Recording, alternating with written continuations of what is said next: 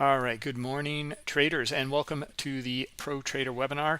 As you know, all this week it's been a focus here on options. Today we have Doug Pless. We've done a few webinars with him in the past, and maybe you guys remember Doug. He's been heavily involved with the spot gamma guys or in options, doing the looking at options and the hero indicator that's within Bookmap from spot gamma, and then looking for edges with that indicator. He had a great webinar. I'll put it into the chat like a couple weeks ago, I think, Doug, and it was excellent on this kickoff strategy. This week, as the options focus on the Pro Trader webinar, we had Brent Kachuba from Spot Gamma on Monday, and he talked about a lot of different interesting things. I think what Doug wanted to show here was also regards to opportunities in the order flow from those some of the concepts that Brent was talking about, because some big moves happened that Monday, right in line with what Brent was talking about. So let's get involved in here. Doug's got a kind of a long intro here, or biography.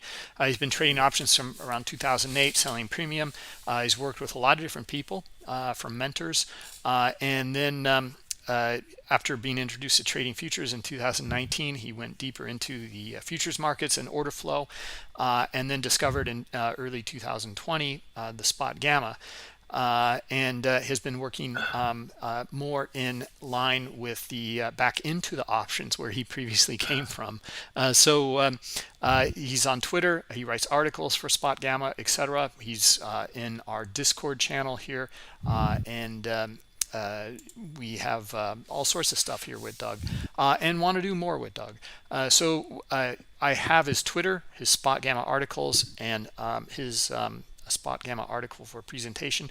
I'll put all of these into the chat for you guys. You can go back and look at these, as well as the webinar that he did with us a few weeks ago. General disclosure, got to go through these disclosures, and then we'll give it over to Doug. All Bookmap Limited materials, information, and presentations are for educational purposes only and should not be considered specific investment advice nor recommendations. Risk disclosure: trading futures, equities, and digital currencies involves substantial risk of loss and is not suitable for all investors. Past performance is not necessarily indicative of future results. Doug, take it away. So let me pop out the screen here, and we'll let you go for it here. Okay. Are we all set? We are all set. Okay. How's my volume? You're great. Okay. What I want to talk about today is my options-based approach to day trading futures and stocks. And that means I look at how traders and investors are positioned in the options market and how these positions shift from day to day to plan and prepare for the day, and also to make trading decisions during the day. And just to be clear, I do trade options. I sell strangles in the S&P 500. These are long-term, far out of the money calls and puts, and I have a very specific plan for doing that. And that's kind of beyond the scope of this presentation, although I do look at the spot gamma levels and the order flow on Bookmap to place those trades during the day, or leg in and leg out of trades. And what I want to talk about today are first my key tenets, and these are my core beliefs that kind of guide my trading. And I'll show plenty of examples of these. I've got 3 core tenets, and I'll show examples for each. And then I want to talk about my approach to trading. And this will be a review of a presentation that I did about a year ago where I covered this information. And then finally, the third thing I want to talk about is a trade example. And as Bruce mentioned, I want to talk about the ES on Monday. And this is a follow-up to the presentation that Brent did for Spot Gamma. And he laid out the background information and the thesis based on the options and options expiration, the main monthly expiration last Friday. And then I want to follow up and show how that day played out and how well that thesis worked out for the day. So first, my key tenets. The first one is that options trading and the resulting market maker hedging activity is a key driver of order flow in equity index futures, ES and NQ, and many stocks. And that doesn't work every day, all day for every stock and index future, but it does work consistently. And then the second tenet is price seeks liquidity, key gamma levels, and those are the gamma levels based on what spike gamma indicates, and then round numbers. And finally, this is a new one. Confirmation leads to trend continuity. And to be honest, I learned that somewhere else, but I'll show examples of that and show how it works. So let's take a look at some examples of the first key tenet here.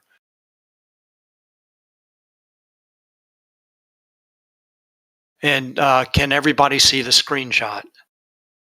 Yeah, looks good. Okay. This is, whoops, let me go back. Zoom in just a little bit. What we're looking at here is Spot Gamma Hero. This is a web-based version of Spot Gamma. So there's Bookmap Hero, and that was the original version of Hero. And Hero stands for Hedging Impact of Real-Time Options. And this shows how traders are trading calls and puts during the day. And then market makers have to respond with either buying or selling the underlying to hedge their delta exposure. As an example, let's say traders are buying calls. Market makers sell the calls, and that is a negative delta position. And they want to maintain a neutral delta. So they will buy the underlying, buying the stock, or in the case of futures, they will buy ES for trades in SPX and SPY to hedge their delta exposure.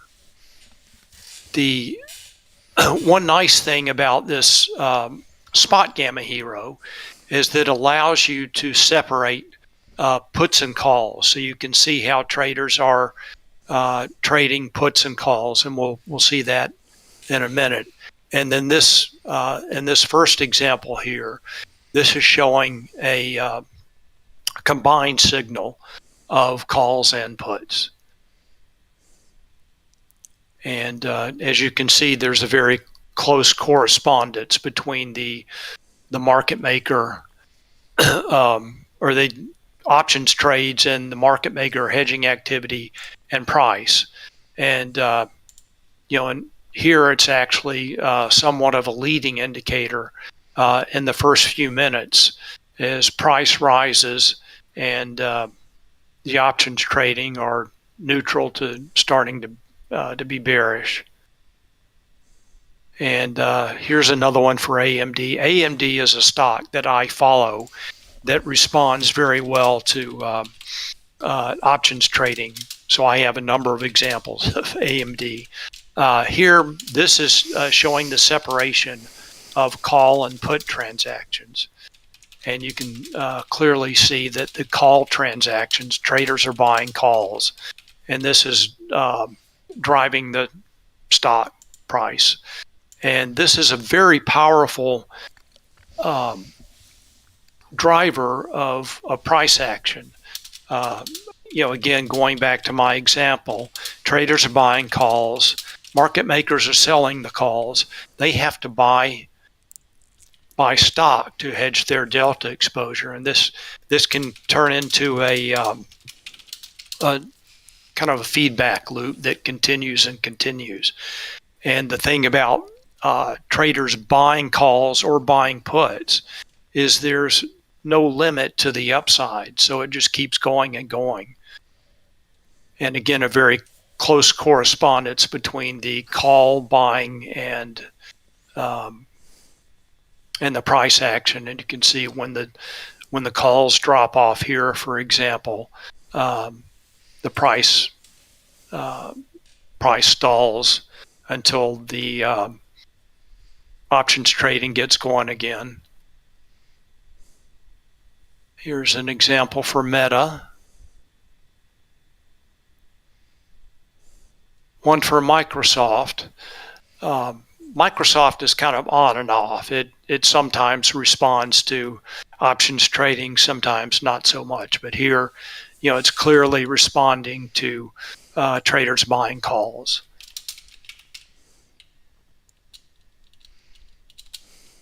NVIDIA is another stock that responds very well to options trading activity. And you can see here, as soon as the call buying gets started, price jumps pretty sharply.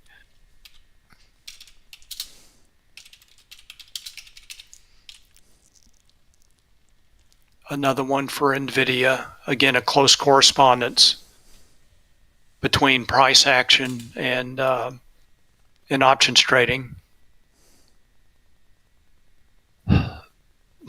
What I've showed so far is one way that I use Hero, and that is for a confirmation, kind of a corresponding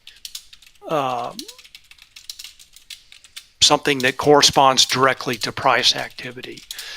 What often occurs in QQQ and SPY, the index ETFs, is Hero can act as a leading indicator. And that's another way that I use Hero. And here's an example in QQQ showing a very clear lead between the options trading and a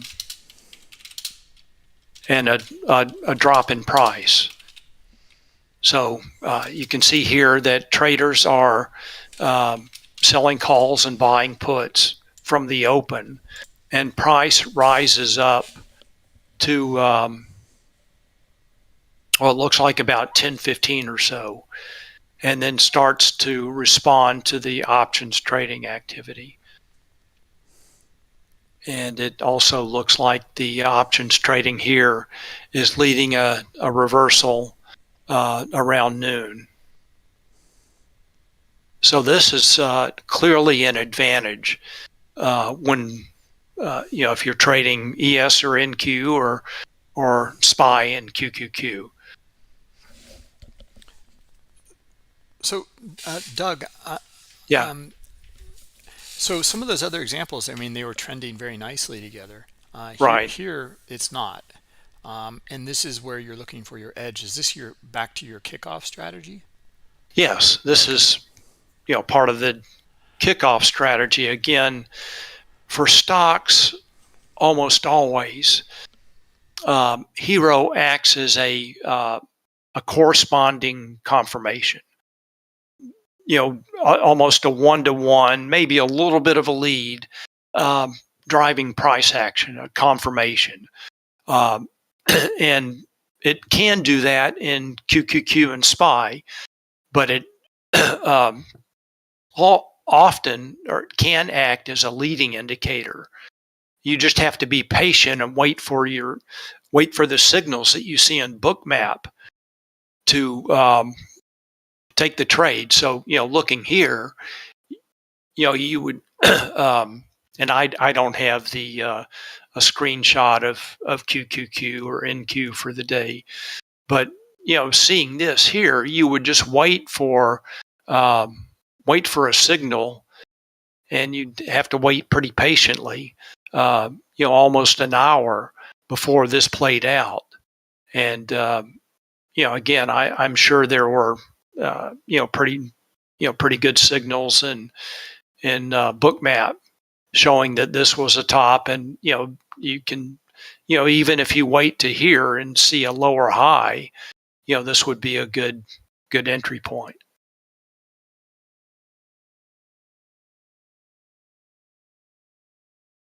And here's an example in SPY showing Hero to be a confirmation here, and then you can see that it slows down, levels off, and then starts to fall lower before price drops, and then starts to rise again before price reverses at this 410 key gamma level. It's the put wall, which often acts as a support level, also the key gamma strike and the hedge wall. So this is just a clear signal of a turnaround. So once you see Hero rising and then price heading down to this key gamma level, the key is to just wait until you see the reversal at this level, and then enter long. And again, this is SPY, and this is the more this is the behavior that I'm looking for from Hero and the options market and SPY and ES as a leading indicator. I mean, I just loved, I loved your previous presentation on that kickoff strategy. I mean, the simplicity and clarity of it is brilliant. I'm wondering, like, when you're looking at Bookmap in the order flow, what kind of time frame are you looking at? Like, are you kind of zoomed out a bunch, or I mean, that kind of clarity in the order flow has to be there. I prefer to stay zoomed out a bit. Yeah. I really don't scout that much, so I look at a larger time frame. I may trade SPY. I trade SPY quite a bit. My core position, like I said, is selling strangles in SPY, and then I may scalp around that during the day, or trade around that during the day. But so I prefer to stay zoomed out a bit and see the bigger picture. And this is another example in SPY showing traders selling calls. So pretty much from the open, from 9:35 on through almost noon, traders were selling calls, and eventually SPY rolls over in correspondence to that. I think there are a lot of other.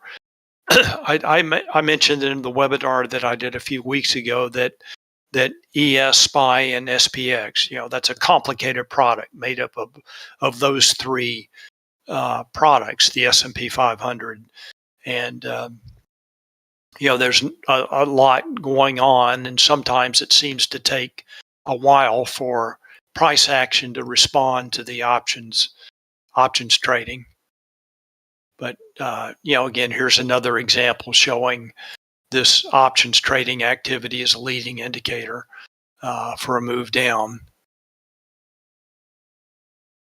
And then here's Tesla.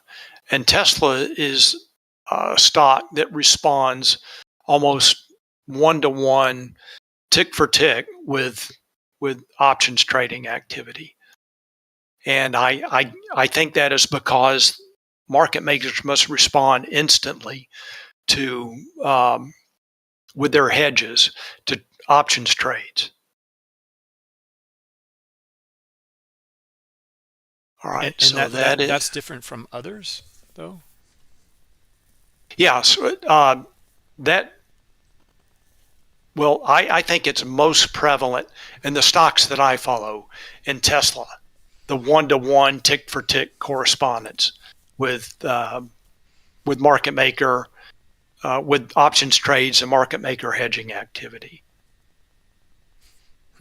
So then I'm just kind of curious, like then do you feel like with the indexes that they just kind of let it, they don't, I mean, maybe they'll just kind of hedge it a little bit later, or um, I don't, maybe they hedge it immediately, but it goes against them and they don't care. I mean, I guess that's the thing. Maybe it takes it takes longer to turn around a big ship. yeah, That behavior, the leading indicator, occurs most often in SPY and ES, and then after that, maybe a little bit less prevalent in QQQ. But it's something to watch for in SPY and ES. yeah, yeah. Okay, so those were my examples for the first tenet. Um, Again, options trading and is a key driver of order flow. The second tenet, price seeks liquidity, key gamma levels, and round numbers. And I have some examples there.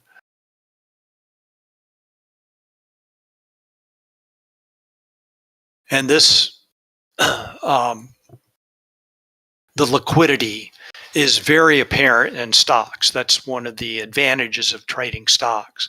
With Bookmap, you can see the resting liquidity in the order book, and you can see here in Apple that this liquidity comes in right at the cash open, and price keeps going up to each level until finally it's absorbed at 158.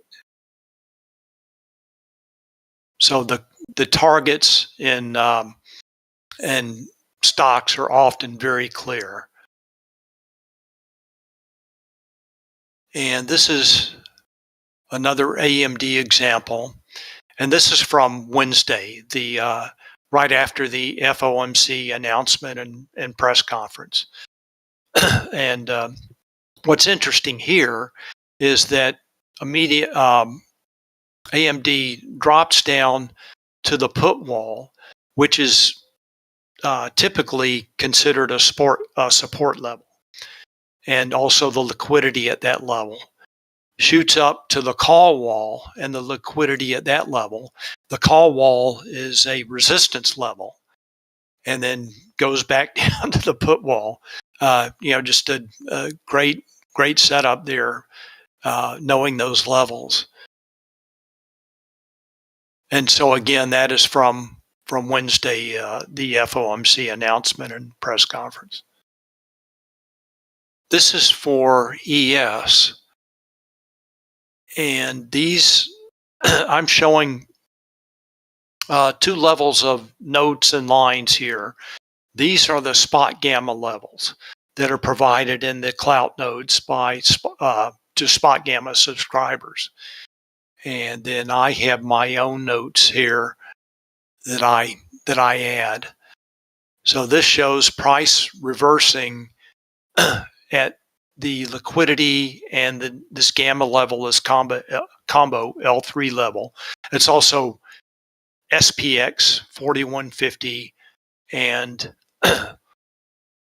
also ES 4150. So this kind of cluster of levels and liquidity, and then price moves up to this cluster of levels, 4,300, then the SPX volatility trigger, and the SPY volatility trigger.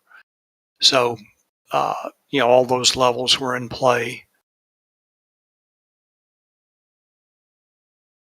Here's another example for ES.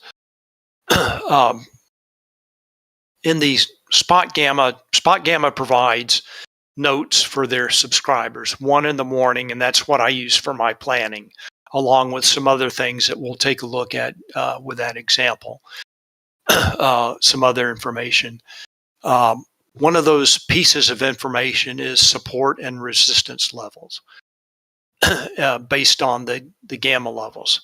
So here, this example shows price reversing lower at this call wall resistance level. That is SPX 4000. It's also close to, this is the U contract, close to ES 4000. Reversing down to the support level at 3950, that's SPX 3950, also noted as a support level, as well as the liquidity at the round number level 39, ES 3950.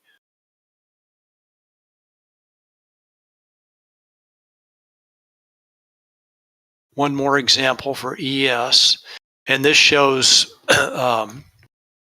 this is also from Wednesday, post FOMC announcement, showing price rocketing up to the resistance level here. Again, a level noted as resistance in the AM note, and then going down past the support level to this next level, this combo level close to SPX 3800. And here, this is the Z contract, and now there's more of a difference between the price in ES and SPX. Currently, Spot Gamma is showing that difference at about 16 points.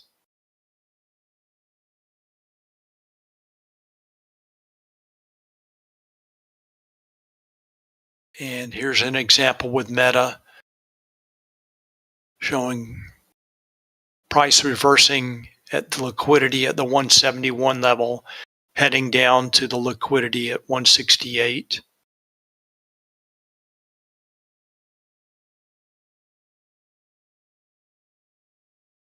And an example for Microsoft showing price heading up to this high liquidity, the highest liquidity shown here at 265, and being absorbed and reversing lower. So a very, very clear, easy to define price target for any long entries. And also, many of these examples illustrate more than one key tenet. And here, this is showing that Hero rising at the same time, indicating that this price action is being partially driven by options trading and market maker hedging activity.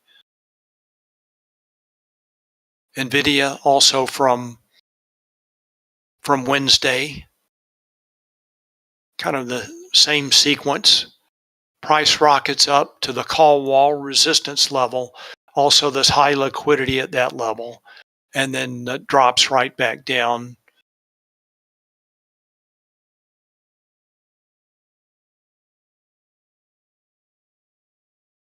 An example for SPY. SPY generally responds very well to round numbers, and also it trades one for one with ES and SPX. So here I have the SPX resistance level marked on this chart, showing a clear reversal there, and then down to the 380 key gamma strike. Hey, Doug, can you zoom in just a little bit more Yeah. on these? Just one more, maybe. Yeah, that's good. Okay. Yeah.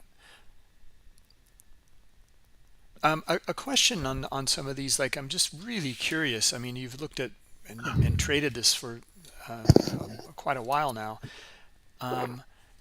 So in the Tesla example, you saw kind of one for one, Right. and movement of hero, real-time options impact, and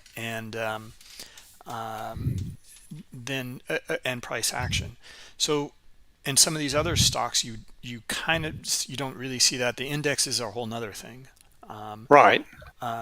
So does that mean that then, I guess, suppose that the conclusion would be, or deduction would be, that a lot of people are trading options in Tesla? Yes, I think that price action and order flow in Tesla is largely driven by options trading and market maker hedging activity. That would be my conclusion. Yeah. Of the stocks that I follow, that are mainly the big cap tech stocks, Tesla seems to be the most driven by options activity. Other stocks that are reliably driven by options activity are AMD, NVIDIA. I would say I would put those on the next level. Then Apple and Meta. So I think all of those stocks are generally pretty reliably driven by options trading. Interesting. Yeah. Okay. Thank you. Okay. In this example, it also shows my first and third tenants. This is showing confirmation leads to trend continuity. So in this case, Hero is acting as a confirmation, at least until about right here, when it starts to kick up and then price levels off. And I don't have the rest of this, but I wouldn't be surprised if price started to rise after this. And all three tenants are in play here in this setup.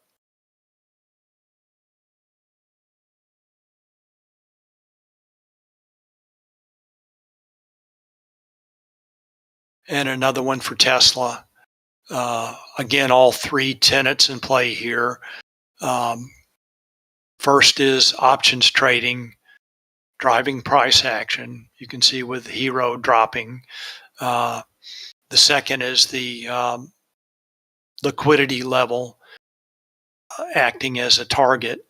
And this is clearly the most liquidity on the board here at 280. And then finally, confirmation, both CVD and Hero dropping. And the only thing you have to do is figure out where to get short here. And that's, there's some pretty clear pullback entries often to these round number price levels. And that is the last example for my second tenant. And then again, the third tenant is confirmation leads to trend continuity. And I've got more examples.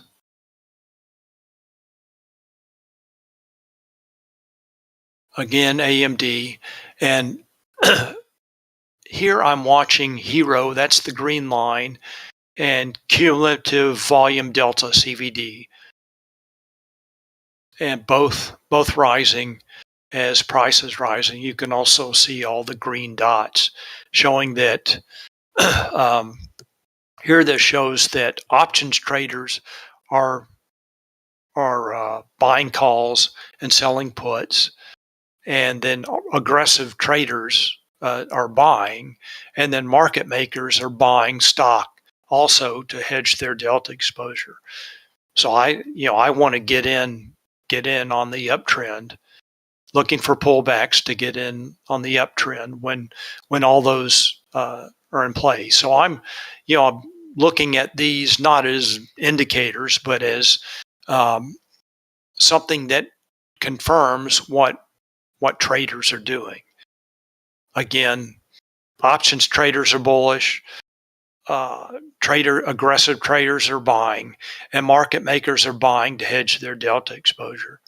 I want to get in on that.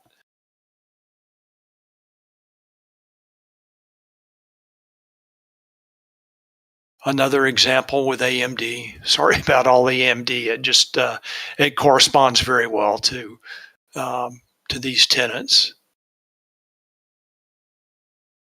And one more with AMD.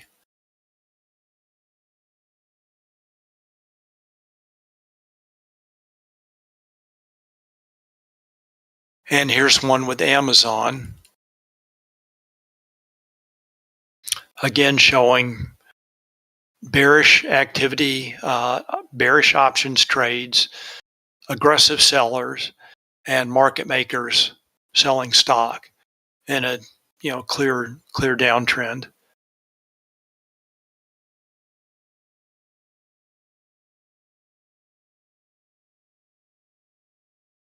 And actually, this is from this morning, showing the clear downtrend in ES toward these two gamma levels, the put wall, which has acted as support today. No, it hasn't. Price has gone down lower. Sorry about that. It was acting as support here. But showing Hero going down, CVD going down, and this is ended up about 7:20 a.m. before there was much stop and iceberg activity. But you can see them coming in as price reaches these support levels.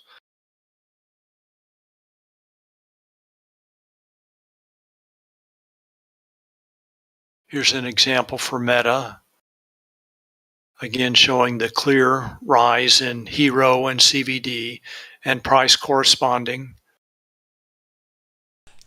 Doug, on these examples that you're showing, I'm just to clarify on it. Like, I mean, you see this all the time. Is that correct? Yeah. Not every day in every stock, and but it's something that I look for when I'm trading stocks. Yeah, for sure. Okay, because like I guess the point I want to get across is that these aren't like cherry pick type of things that you're looking at. You see this all the time, basically. I mean, like, well, they are picked to illustrate this example. So again, I not every stock every day will look like this, and there could be a divergence between CVD and Hero. And if I have two stocks that I'm considering trading, and I see one like this, and one stock chopping around, or with price action not necessarily corresponding to Hero and or CVD, I'm going to pick the first stock where there's correspondence. So, you've heard traders talking about A+ setups. Well, in my opinion, this is an A+ setup where, again, options traders are entering bullish options trades, aggressive buyers are buying, and market makers are buying. I just want to look for a pullback to get in on this uptrend. okay, I see. So I mean, I know that you've covered it many times, and that I see the images all the time. I just wanted to get the point across, or ask about like how often you see this, and it seems to me quite often, by the number of images that you're posting. Well, these images were all occurred within the last, I I'd say from beginning of August. I looked back that far to pick out these examples. So I found 30 examples of these tenants in the last month and a half or so. Yeah. Okay. Yeah. Thank you. Another one for Meta. Again, rising CVD and Hero, rising price action, price target at the high liquidity at 170.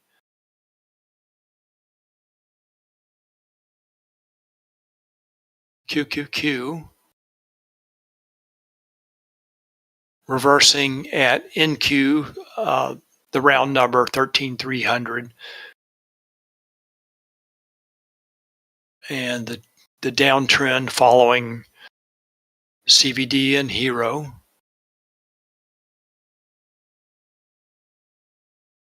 I've already looked at this example of Tesla. Again, I think I mentioned that it was showing all three tenants here.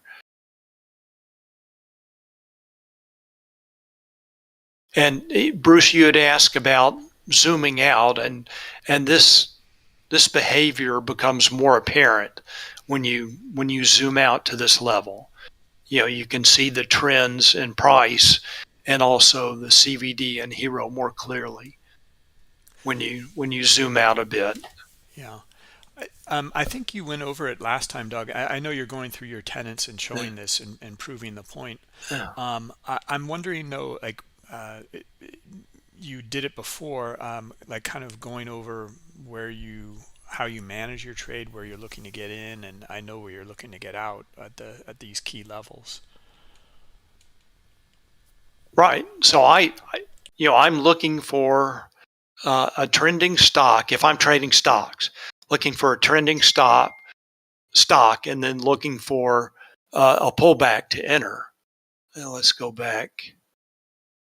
Just in Tesla, for example, here. So I'm waiting for. Here's a good one right here. So a sweep up into this key level, 285, and you can see the the buy sweep and the passive sellers absorbing that sweep. Then all of the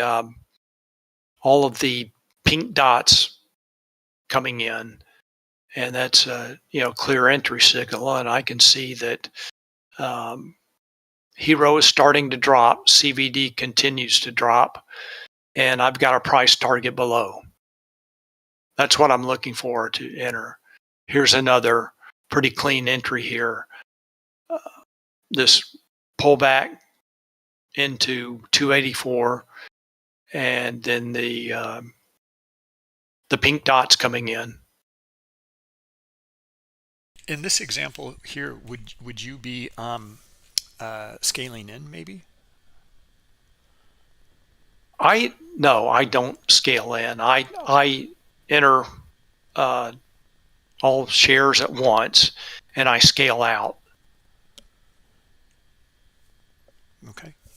That's how I trade.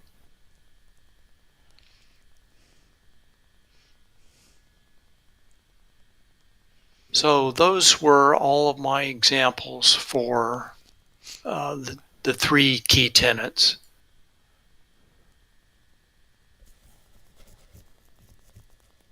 All right, Bruce, I'm not looking at Discord. Are there any questions? Let me take a quick look.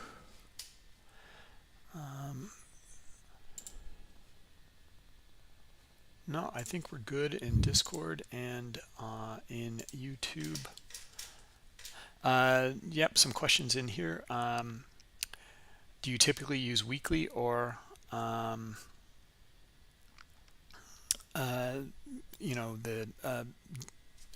zero day options expiration for your A plus setups? Well, I mentioned before, when I trade options, I trade far out in time, far out of the money. I trade I sell 90-day plus options far out of the money in SPY. And I at the end, I can take a look in Thinkorswim and show you what I'm doing in SPY. So I really don't pay any attention to short-term options. I think that that is not well, first of all, I don't buy options. The only time that I buy options are spreads, to shorter term spreads, to hedge my longer term shorts. And I'll show an example of that. So again, when I at the examples that I looked at for stocks, I prefer to just trade shares. There are disadvantages in my mind. I was trained as a premium seller, and in my mind, there are disadvantages to buying short-term options, and just very, very strong disadvantages to selling short-term options. I think it's very dangerous right now. That's why I sell long-term, far out of the money options. But I would consider buying a put under certain circumstances. I would never buy a call. There are just too many factors working against buying a call. Number one is time decay. Number two is volatility. Typically, when as Brent talked about on Monday, option prices are affected by the price of the underlying and time and volatility. So typically as price rises, volatility decreases, and that takes away from that reduces the price of options. And there's also time decay. That's why I sell options rather than buy options. That time decay is working for me, not against me. So. Right, understood. So, I mean, your approach here is very, and not to, or your trading style here is very different in the sense that you're really not trading options, but you're using the options information here to base your trading decisions of the underlying. Right. That may be a little bit difficult for some people to or get used to or understand, but going back to my key tenet that the options market is the key driver of price action in many stocks like Tesla, and also futures. Traders are positioning themselves in SPX and SPY options, and this is driving a lot of the order flow in ES.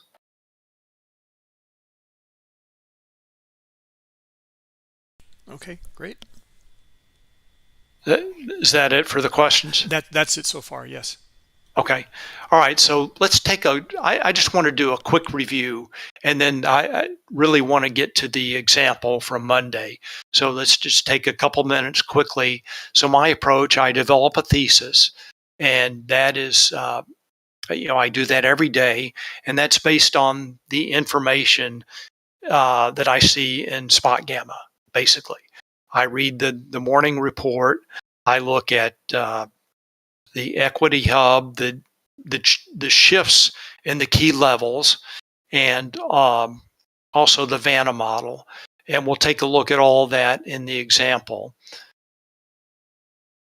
And then I look for trending stocks. We talked about that. Targets, talked about that. And we've also talked about the trigger, the pullbacks, often to key levels. So first of all, the thesis for the day, I come up with the anticipated volatility for the day, and then a trading range, and then a directional bias based on the information that I see in at Spot Gamma. And here's again the basis for my thesis. Spot Gamma founder's note in the morning, and the key gamma levels for SPX and SPY for trading ES, and NDX and QQQ for trading NQ. Also look at the high liquidity levels. I take a screenshot every morning before the market opens and look at where the liquidity is set up. And then for SPY and QQQ, that really doesn't come in until after the market opens. And also the Vanna models. And finally, the equity hub. I look at SPX, SPY, and QQQ. I'm kind of curious, how do you like in the examples that these really great examples you showed, these are all pretty big trending days. Not all of them, but many of them. How do you stay away from, like, oh, it looks like it's starting to trend, and you've got many of your key tenants kind of aligned, but it just chops instead.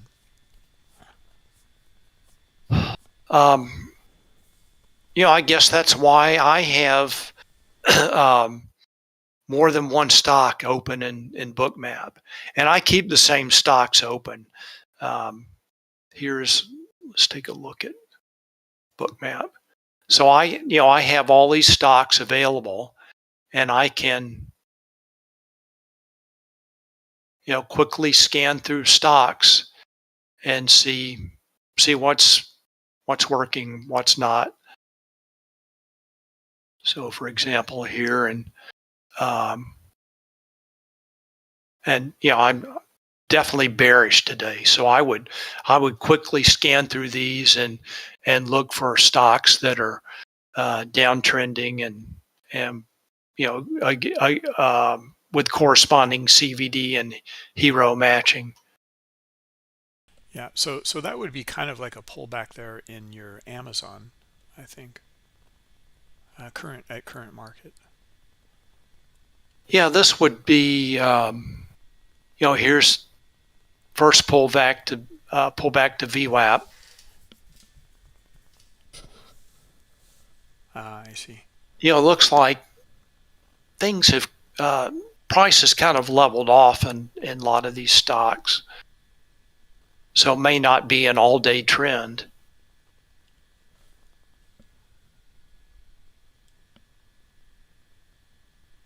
And Microsoft even rising a bit.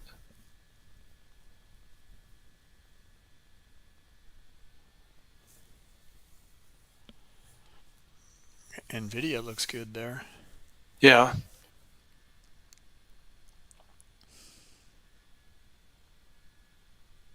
So QQQ here, I probably would have stayed away from this. Seeing how Hero is rising. Take a look at Tesla. Yeah, if you're trading stocks, this is looks like I need to update my price lines here. So this is the stock you wanted to be in this morning.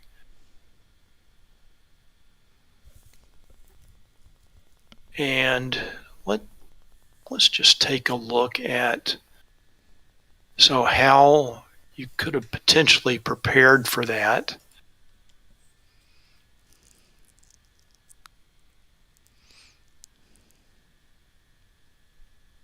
See if there are any shifts.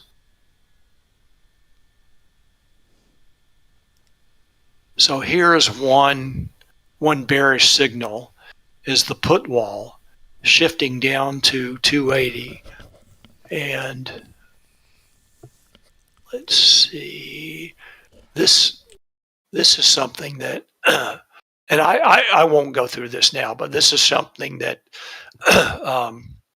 Spot Gamma has put together to show these option wall, put wall, and call wall shifts, and showing how that can be an indication of price action. So I would in my morning preparation, I would see this, and I didn't have time to do all that this morning, but typically I would note this on the chart and see this, and put that down as a stock of interest for a short based on this put wall dropping from 290 to 280.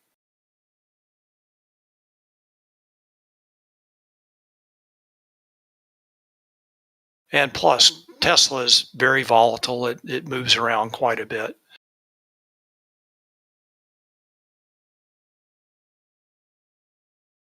Okay. So that's it for the thesis. Trend, again, I'm looking for a trending stock. Target, really talked about that liquidity, mainly in stocks and also ES. Liquidity is not very apparent in SPY and QQQ. Key gamma levels are apparent in all indices and futures and stocks, and then round numbers as well. And one thing to keep in mind is that ES responds to SPX and SPY round number levels, and that's why I put those levels in my charts. And then finally trigger reversals, pullbacks, trend breaks. Also in spot gamma, I'm looking at the shift in volume dots for ES and NQ, looking for stop and iceberg orders, absorption, liquidity imbalances, and shifts in the order flow and hedging flow.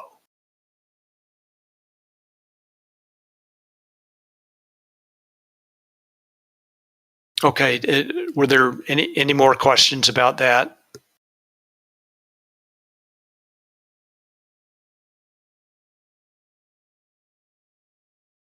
Okay, I guess not.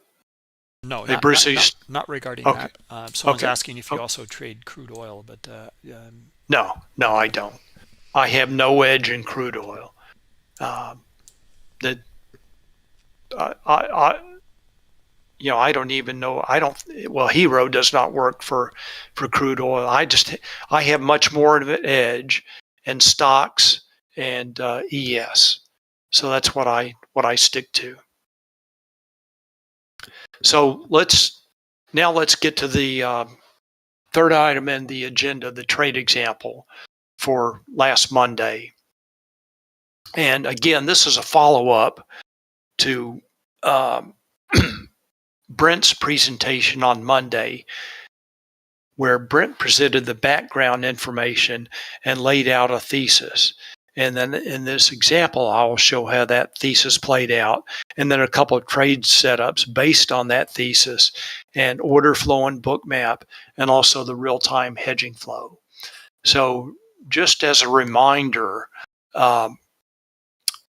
Brent's thesis, and this is all based on information in spot gamma, that SPX and SPY options are dominated by puts. And that means that traders and investors are long puts. And what money managers often do is they have a basket of long stocks, and they will buy a certain number of SPX puts to hedge their portfolio. And then market makers sell the puts. So the market makers are short puts, and they have to short ES to hedge. There's no other way to hedge SPX. And the monthly expiration was on last Friday, 9/16. So a lot of those puts expired on Friday. And that means on Monday that that a lot of those puts were gone, both in SPX and SPY, and the market makers can buy back their short futures after expiration. They're no longer needed. So let's take a look at the morning report. This is for Monday morning, and there's some key information here. Again, this is for Monday morning in this example. One one negative thing here, one bearish thing, is the SPX put wall shifted down to 38. But on the other hand, the SPY put wall held at 390. So the first thing of interest here to remember is that the note also shows resistance at 3,900, and that will come into play later on. And also another note of interest is Brent is anticipating that traders would sell short-dated pre-Fed before Wednesday, either Monday or Wednesday expiration, sell these puts, and that should help support the market. So again, traders sell puts. Market makers have to they buy the puts, and they have to buy ES to hedge their delta exposure. Then Brent also presented the stats for the average weekly return before expiration and then after expiration. Now, I also use this information to hedge in and out of some strangles in SPY. But the key thing to note here is the 1 week after expiration Friday for 2002, the typical weekly return is 2.3%. 0.37%. Now that hasn't worked out this week.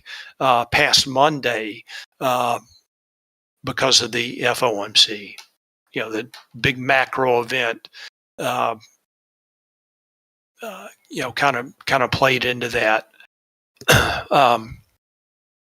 So that is the information that was presented in the AM note, and I was bullish, looking for long opportunities.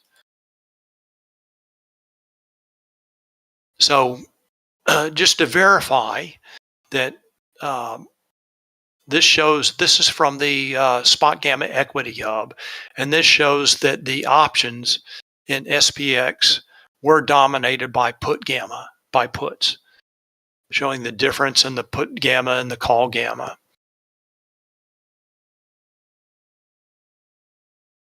And the same for SPY. And one thing to notice here is that the gamma levels are larger in SPY than SPX. That's one reason that I often look at SPY to guide trades in ES.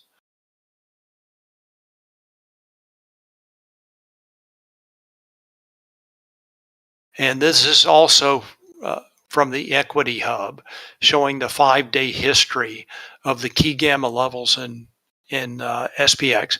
And I actually took this yesterday, but this still shows from Friday that almost 31% of the gamma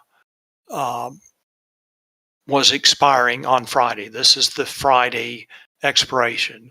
And SPY typically corresponds to the big monthly expirations. So this was the September monthly expiration. And then the next expiration after that, starting on Monday, is the October monthly expiration. So again, noting that almost 31% of the gamma in SPY was expiring on Friday. And again, that was put gamma, since the SPY and SPX were dominated by puts. And this is the Vanna model for SPX. And this shows the shift in delta notional based on changes in implied volatility. And what this is showing is that as price decreases, the delta notional exposure, market maker exposure increases, and that means they need to, or becomes more positive, and that means they have to, as price falls, that means they have to sell futures, and as price rises, they would have to buy futures to hedge their delta exposure. So they would be trading with price and enhancing price action.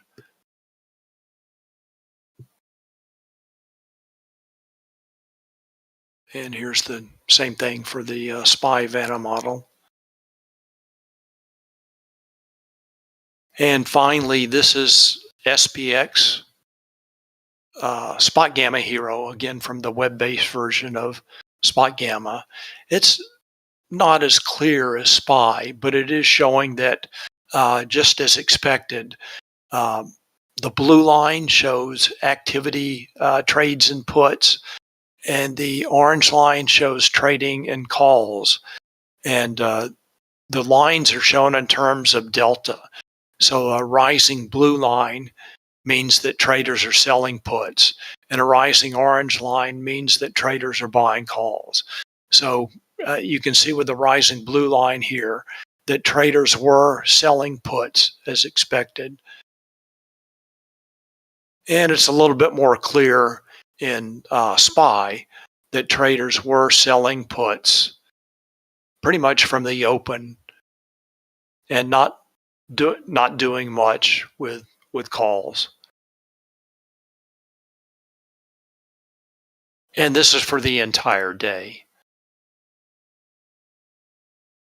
All right, now here are the examples in ES. This is the first one from the open. So again, I'm looking for longs. And this setup shows bullish market maker hedging activity from the open with a rising green hero line, also rising CVD. There are aggressive buyers in here all along. So once this gets going, and this is pretty typical activity, that the buy stops start to come in. Here you can see that the buy stops once price starts to rise, and they continue to fuel the rise higher.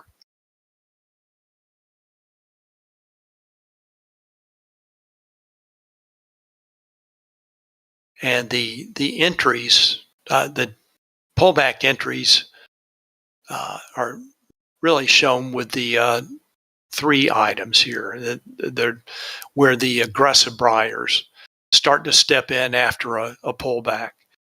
So the first entry would be a pullback at this combo L3 level, as the flag, and then price starts to rise.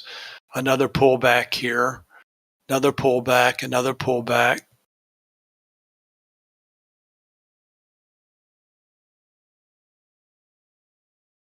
And then the price target here was the ES round number 3,900.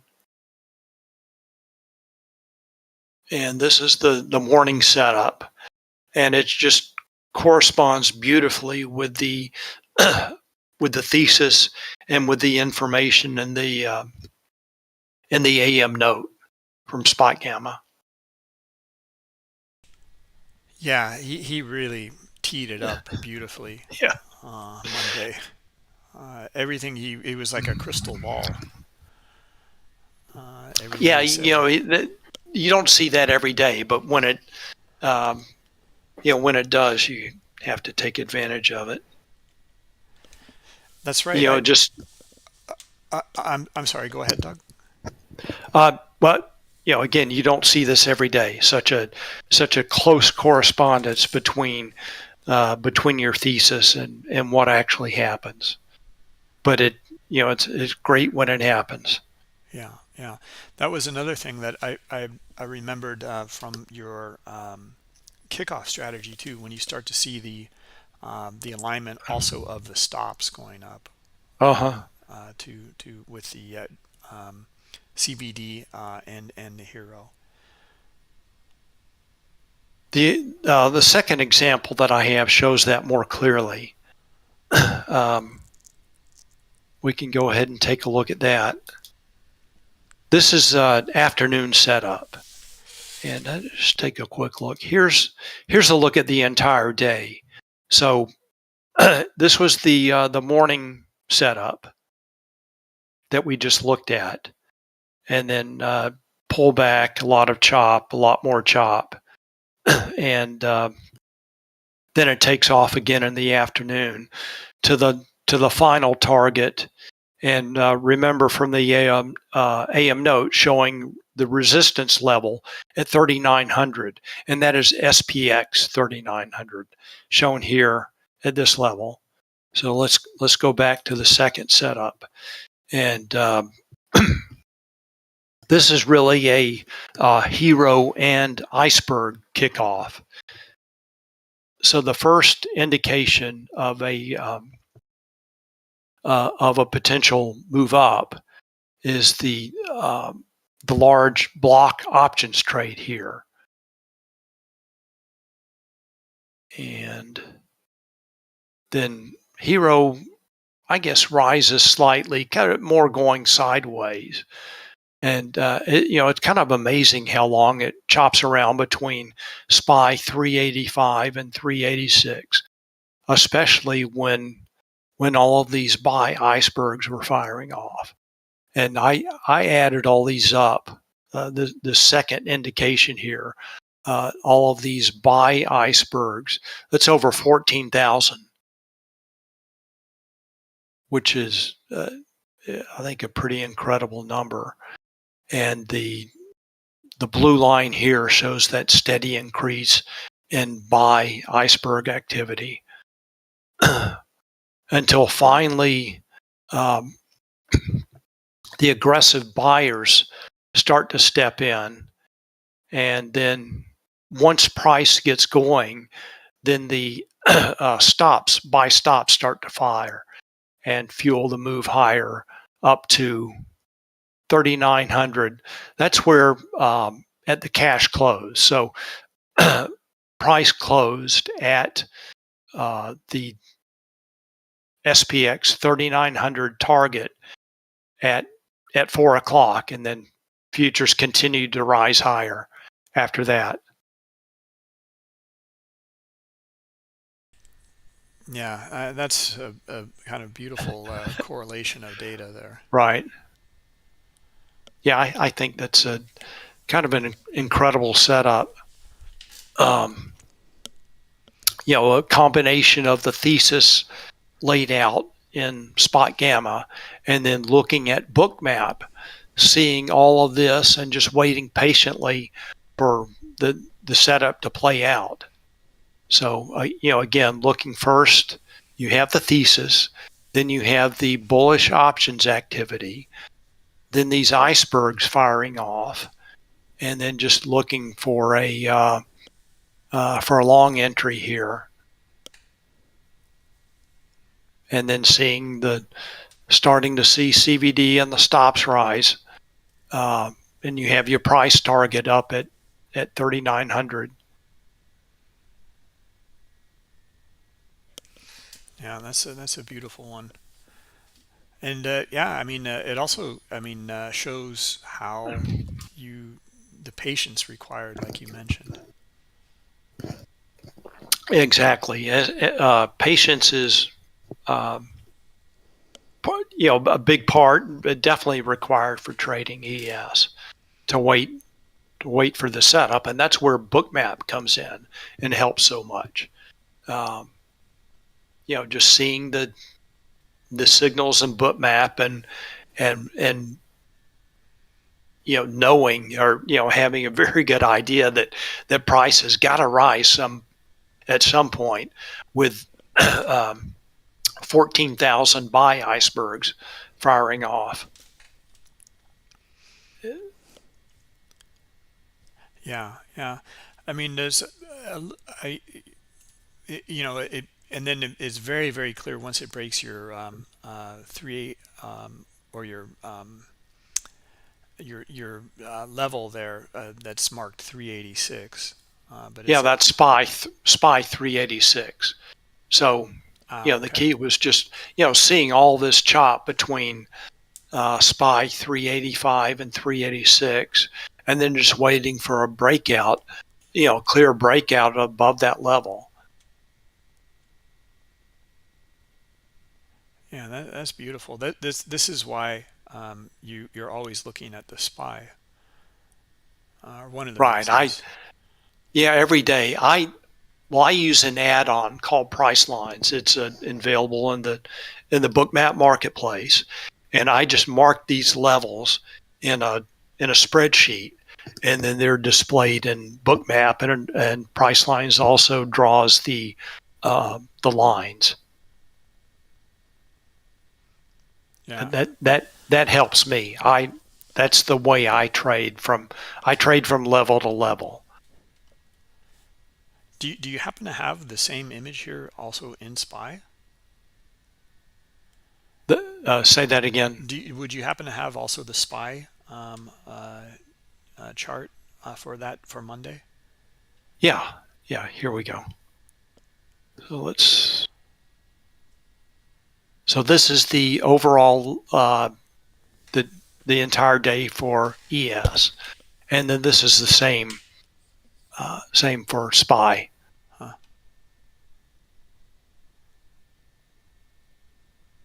So what I have to do is figure out the ratio between ES and SPY, and it changes a little bit every day. And then I mark that, uh, add those levels to my spreadsheet for ES, and then those are displayed.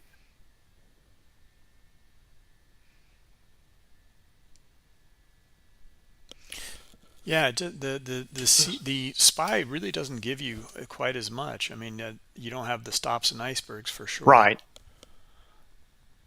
So even if I was trading SPY, I would look at the ES chart. There's just more information here, and that can be a good thing and a bad thing. But uh, again, here it's a good thing. You're just not going to see the stops and icebergs on SPY like you do on ES. Yeah. Wow, really interesting stuff, Doug. Thanks. And Bert is asking, how do I calculate that ratio? Bert, I look at 1 minute charts for ES and SPY, and find corresponding points, highs and lows, and just calculate the ratio at 3 or 4 of the high and low points.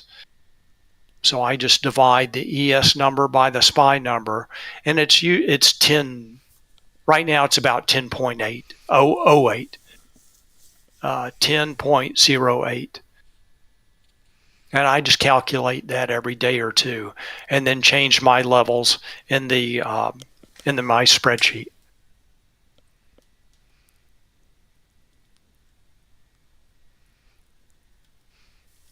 So Bruce, that's all I had. Yeah, yeah. No, I'm still looking at these charts here, and yeah, really interesting stuff here. And there's This also is just a beautiful combination of Bookmap and Spot Gamma. yeah, yeah, and everything that he talked about on Monday. It's Right. just It's just, again, amazing how it played out. yeah, yeah, yeah. So this is it's actually funny. Like I kind of spoke with Brent after. Well, I emailed him and said that you know, immediately after his presentation, like, what about any kind of setups, or what were you looking at? And then uh, here it is. You captured it later that day, and then just knocked it out of the park here. Yeah, it's It's just banging you over the head, basically. And these are, Yeah. yeah, beautiful correlations, and the significance or the meaning that behind them all makes really, really, you know, good sense. Um, very, very commonsensical in the market understanding.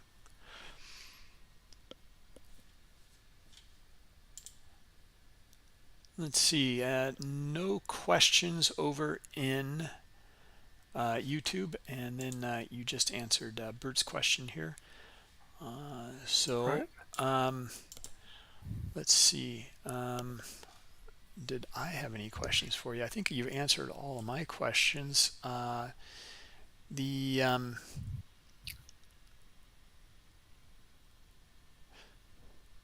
Yeah, I mean, one thing that I really liked about the kickoff strategy was that kind of build up over time, and then finally the break and release.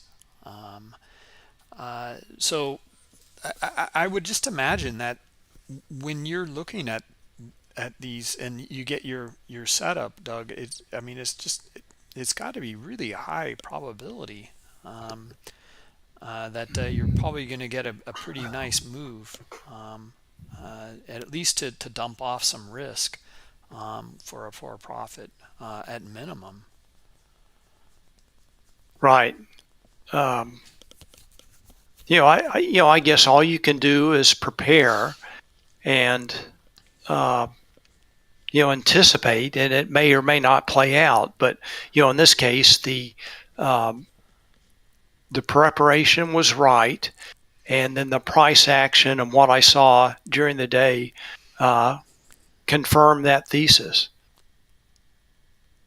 Yeah, and it worked out well, yeah, and it often does. I look at the shifts in the gamma levels every day.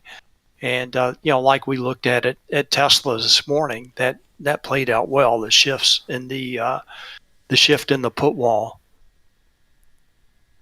was yeah. a a good indication. Of course, along with the big gap down and the futures was a big indication to look for short. Do you like in some of these moves? I know you said you're scaling out, but like for example, the target here to 3,900 in this example here is very clear. Like you're looking for that, Right. and but it gave so much more. And how do you handle that? Because like you have these setups, and they are very high probability. Um, do you find yourself kind of trying to manage these for longer term to work out for hours or longer period for the day? I I tend to do that more in stocks where I can um, have more control over the shares. ES is a pretty big contract, 500 shares of SPY. If I trade SPY, I can adjust the number of shares to whatever I want. I don't have to have as tight a stop, and I can hold for a longer term, especially knowing I've got that longer term core position.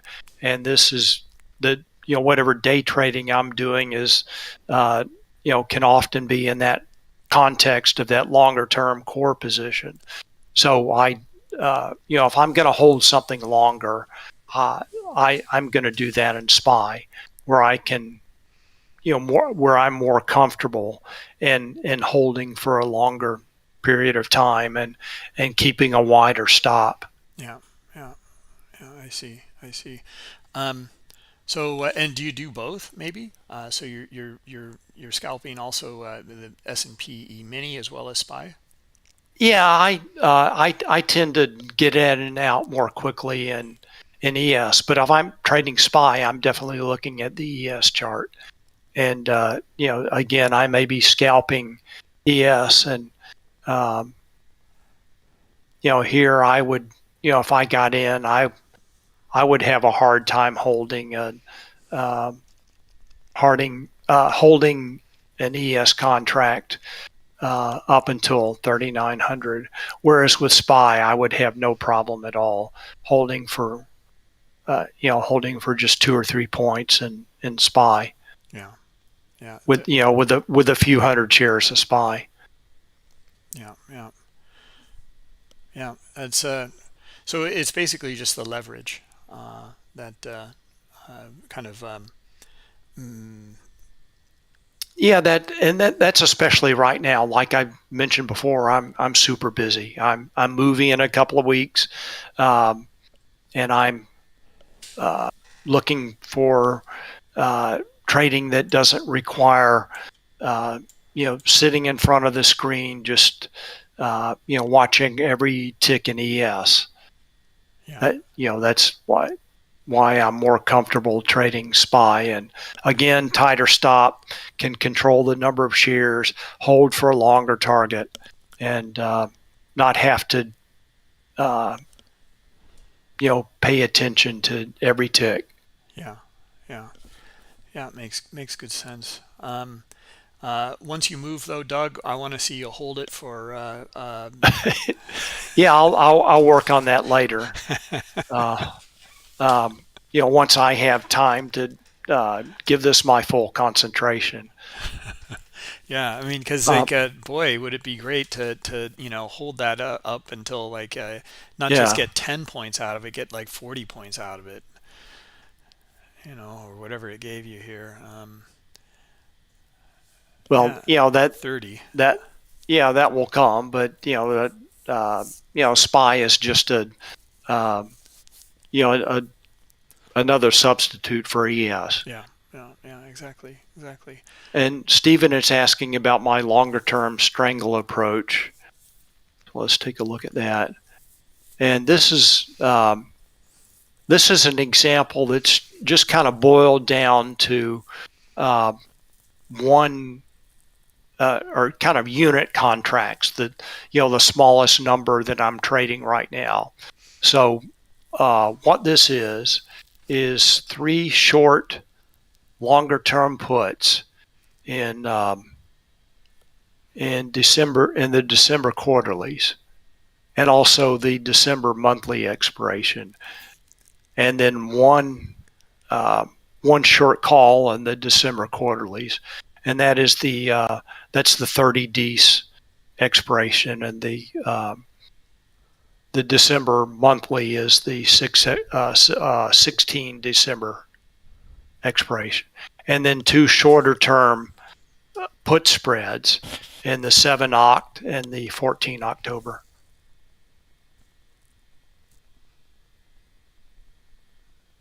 Okay, yeah, And again, kind of boiled down to the basic one unit uh, 1 unit each. So 3 short puts, 1 short call, and two hedging spreads. And that ratio, that coming up with the number of calls, the number of puts, and the number of hedging spreads is kind of the key to um, uh, kind of the key to doing this, and it's going to um, vary over time and how the market is moving. yeah, and you're going to be constantly managing it as well, right? Well, no, the thing is, this doesn't require much management. I've got a nice big range of profitability from um, this is SPY 340 all the way to 400, and I'm kind of in the close spot. I still have negative deltas, so it looks like about 360 um, is the sweet spot, and that actually corresponds to um, let's take a look at the Vanna model for today. And this is the SPY gamma model, I meant. And this shows that the price action and the hedging activity should slow down around this area. And Brent has talked about this before, and this has to do with the way that market makers are hedging tail risk. They've got some puts way down here to hedge their tail risk. So they, as price approaches this level, they their hedging activity can slow down, and that should slow down price. So I'm pretty comfortable with that, with this right now, and I can get out anytime. Right. The thing about SPY is it's one of the most liquid instruments in the world, and it's easy to get in and out. Yeah. Excellent. Yep. And actually, here's another position in ES. This is similar, with a little bit different ratio. One hedging spread, 2 short puts, and 1 short call. So here, this requires a little bit more attention. The delta is almost flat.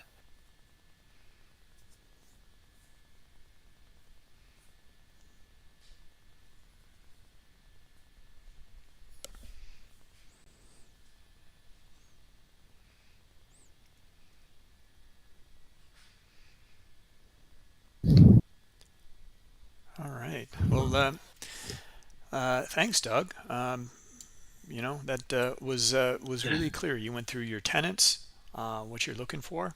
You showed examples of each, and then you went into the price action from Monday as well, and the trade set up here on Monday. Did I miss anything? Was that everything, or? Yeah, that's it. That's all I had. Yeah. No, really clear examples, and then here it all culminates into this beautiful trade right here. That Right. is just like it's got everything in it, and it took a while for those all that iceberg buying, and then boy, once it released, though, it just moved. Well, yeah, and when I have time, these setups for Monday will probably be the subject of my next article for Spot Gamma. Yeah. Okay, well, let's see. Do you get more transaction costs using SPY versus SPX? Peter H is asking. Well, I would not sell options naked in SPX. That's too big, too much for me. But the transaction cost is the same for one contract of each. So if I was trading 10 SPY contracts to one SPX contract, the the transaction cost would be 10 times higher. But I would not, I would not make that jump. The jump that I would make is from SPY to ES options, and